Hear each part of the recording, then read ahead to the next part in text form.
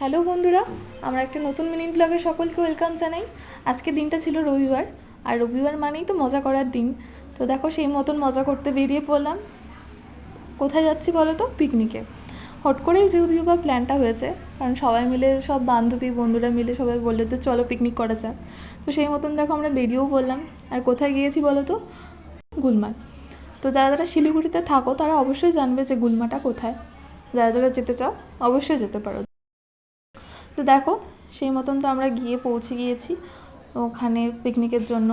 যা যা সবজি টবজি কাটাকুটি আমরা করছিলাম, আর বান্ধবীরা দেখো ফল টল কাটাকুটি করছিল, এদিকে টুকটাক খাওয়া দাওয়াও চলছিল।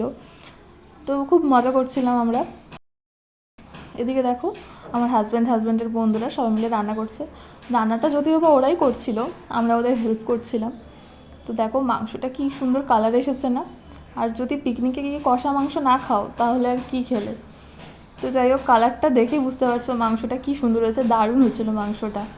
তো দেখো এদিকে বেগুন পোড়াও হবে, তো সেই জন্য বেগুনটাকে প্রিপেয়ার করা হচ্ছিল। ওরাই করছিল, আমিও ভিডিও করছিলাম।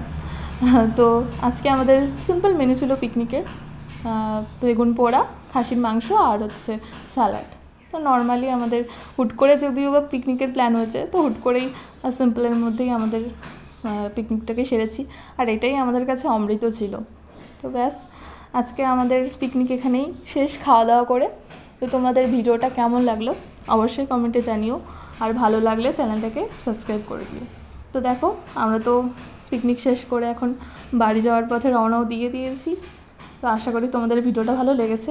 নেক্সট ভিডিওস দেখতে চাইলে অবশ্যই কমেন্টে জানিও। টাটা।